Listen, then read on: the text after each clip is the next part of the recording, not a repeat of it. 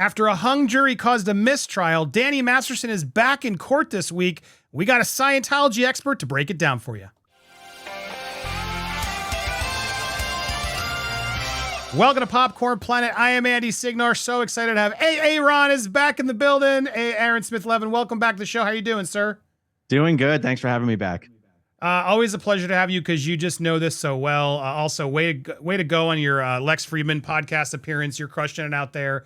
Appreciate you doing the stuff that you're doing, getting the word out about the truth of Scientology. If you guys are unfamiliar with Aaron, he has a wonderful channel called Growing Up in Scientology where you can learn more about this. And you are actually going to be heading to the trial this week, correct? You're flying out to LA to be there in person? That's right. Opening statements are on Monday. I will be in court Monday morning with a press pass, no less. Wow, doing it real. Well, Aaron offered when he has time, he's going to try to see if he can call in to update us because we want to cover this case. But as you know, it's hard because it's not televised. It's really hard to get the actual data from the court. And so we've been putting our feelers out there. If anybody else is out there and wants to help report to us, we'd love to get it because I want to get it from people who are there to help us really break this down. So thank you for that offer. And I hope we'll get some updates from you throughout. But now that it's starting this week, can you help sort of give a summary for those who are unfamiliar with what's going on here? What's happening with this Danny Masterson case? We've talked about it previously here, but a lot of people have asked us to get more involved. And so I thought, let's start today. The trial is starting today. They've been going through jury selections. But before we even get to what's happening in this trial, can you sort of run down what went wrong the first time? Because again, Danny Masterson is up and being accused of some terrible things. And the jury ultimately said, look, we don't have enough evidence here to condemn him. Can you sort of summarize what you think went off the first time around? I think there's an argument to be made that the presentation of the various witnesses and expert witnesses and evidence to the jury was perhaps a little bit confusing. Things were presented out of date order. Sometimes what you would have is a Jane Doe would testify and then the corroborating witness would not testify immediately after that Jane Doe, but later on in the trial.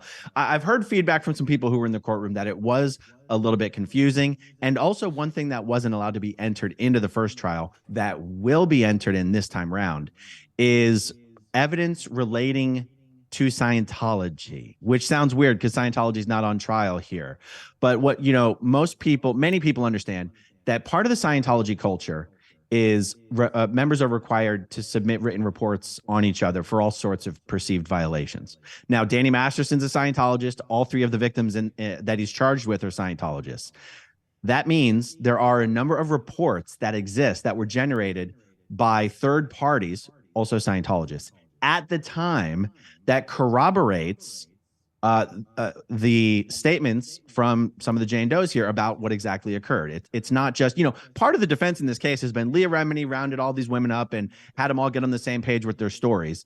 But that argument totally is destroyed if you're allowed to see some of the reports that were generated by Scientologists back at that time. Okay, so the fact that the Scientology evidence was not allowed in the first case, and the fact that the presentation of everything was a bit confusing in the first case, I think contributed to the hung jury in the mistrial.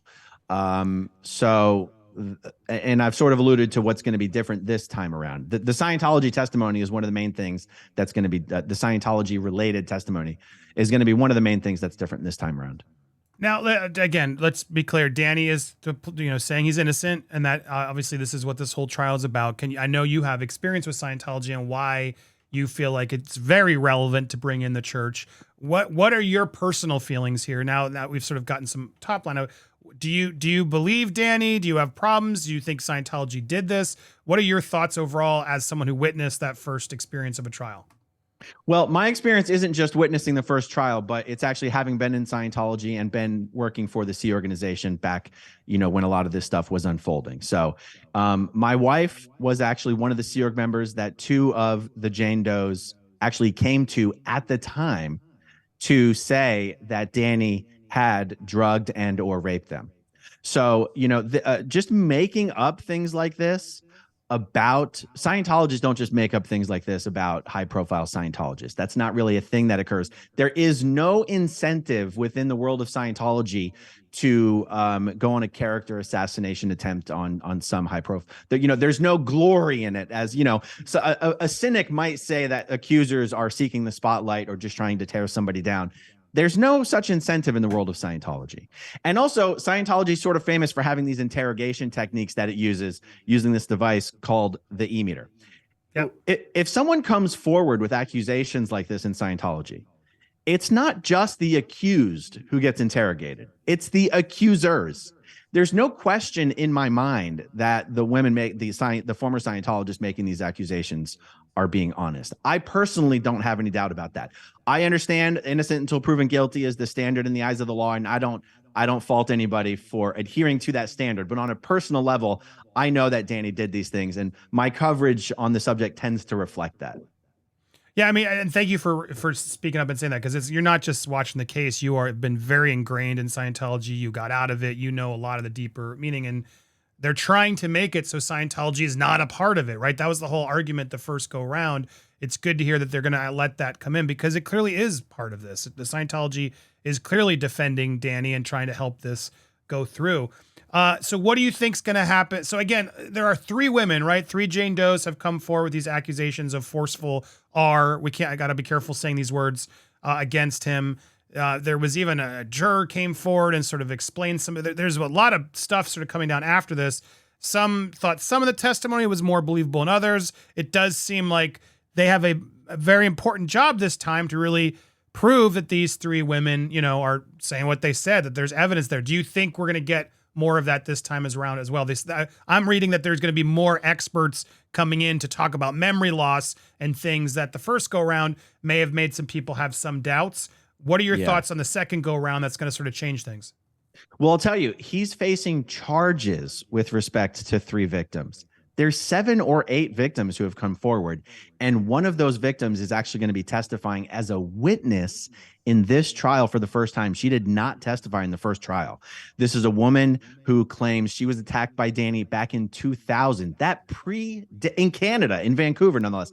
That predates any of the attacks that Danny's actually being charged with. Not only is that woman testifying, but her ex-husband, they were married at the time of the attack. Her ex-husband is also, these people are flying down from Canada just to testify in this case. So there's that. There is some expert testimony. Now, some of that expert testimony we're seeing for the first time is actually on the subject of Scientology. There's going to be an expert testimony on toxicology, because in the first case, none of the Jane Does were allowed to say that they were drugged. Did you know that? No, I didn't actually know that. That's insane. They danced around it. How did you feel? Why after was you had that? This? I don't actually know. I've tried to read through all the coverage of it and truly understand it. I don't know, especially since it seems like that's not the case this time. A toxicologist, it's actually a criminologist with the LAPD who's an expert in toxicology is going to be testifying. That didn't happen the first time. So you've got expert witness on toxicology testifying.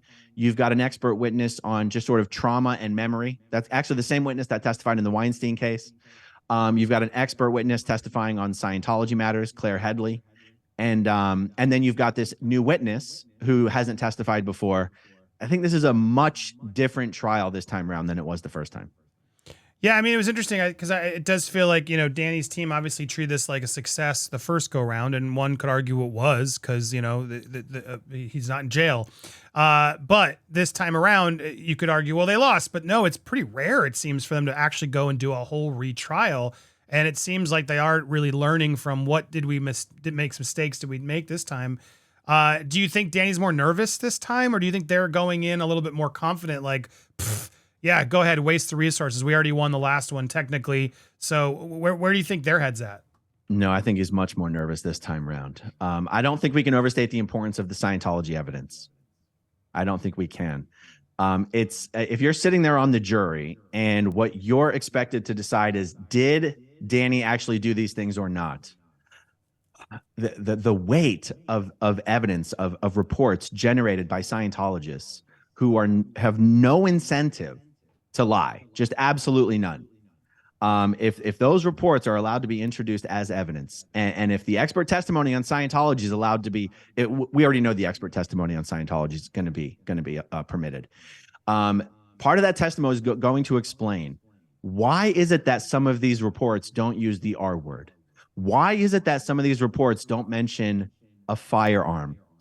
The expert testimony on Scientology is going to answer those questions. So I just think if you're on the jury and you're seeing all this stuff and it wasn't in the first trial and you're seeing this now for the first time, I don't know how you can still doubt whether these incidents occurred. So I think Danny's much more nervous this time around. It's going to be interesting. If you guys want to follow it over, we'll be covering it as we can, but Aaron will be covering on his channel over on Growing Up with Scientology, and I'm excited to follow along. I wish this was televised. Do you understand why it's not? Or did they try to? Do you know who was trying to push against it? Is it just the state? I guess California is harder to do that in. Do we know why it's not being televised? I think it's because the victims in the case are still being identified as Jane Does, and so having cameras in the courtroom would just not make any sense. Yeah, it's frustrating though, because I know it's just not going to be covered as much. And then we don't really, it's hard to get to the truth when we don't actually get it all. You got to go through the transcripts and it's just not the same. So yeah, there's a lot to it. And yeah, follow Aaron over there on YouTube and on Twitter. And yes, we'll be dipping in as much as Aaron and other experts can update us on. Any other final thoughts? I mean, why, I guess let's end on this. Like, to be fair, like some are saying, well, you're anti-Scientology. I am too. So I have the same bias, but you know, someone who's saying, well, you're anti-Scientology, you're not giving them a fair shot. Why are you so sure that the Scientology aspect of it is really what's going to seal his fate? Well, I mean, obviously my coverage on it does come from a place of bias. I do know the Jane Does. I know the people in the world of Scientology who were intimately involved in fixing the problem with Danny. See, that's the thing here. This is what let me make sure I do a good job of communicating this. In Scientology doesn't deny this occurred. Scientology actually has acknowledged that this occurred. They just like to keep all their dirty laundry handled internally. Scientology's complaints against these Jane Does isn't that they're lying. It's that they're trying to handle this in a court of law instead of handling it internally. So I already know the processes that were underwent and were completed within the world of Scientology. I already know that Danny did this and how do I explain that? In Scientology, everyone's dirty laundry is known. Danny was made to sort of repent for what he did in the world of Scientology. That means he did it. Do you see what I mean? So like that's all internal stuff. And so that's why I take a little bit of liberty in how I discuss these things, because I know he did it. Even if they find him not guilty, I still know that he did it. So I don't expect people to take my word for it. I don't expect people to take the Jane Doe's word for it. I expect them to let the evidence speak for itself. And that brings us back to the real answer to your question. I feel that the Scientology component of the evidence is the evidence that speaks most loudly for itself. And we're going to see that for the first time in this trial. Yeah, well said. I'm glad you got that out there. There it is. Follow Aaron over on Growing Up Scientology. And I want to ask you some Tom Cruise questions. I recently did a video about Tom and Suri, and Aaron was nice enough. We're going to do a part 2, breaking that down. Is there a dead reckoning coming in real life for Tom Cruise and Scientology? See what I did there? A nice little pun with his upcoming movie. You're not going to miss that. We'll drop that one this week as well. So hit that subscribe button, hit the bell for all alerts, smash that like button, and leave a comment. What do you think? Are you watching the trial? Do you want us to cover the trial as well? I want to see your thoughts. And again, if you haven't already, go subscribe over to Aaron's channel and stay tuned for more here on Popcorn Planet.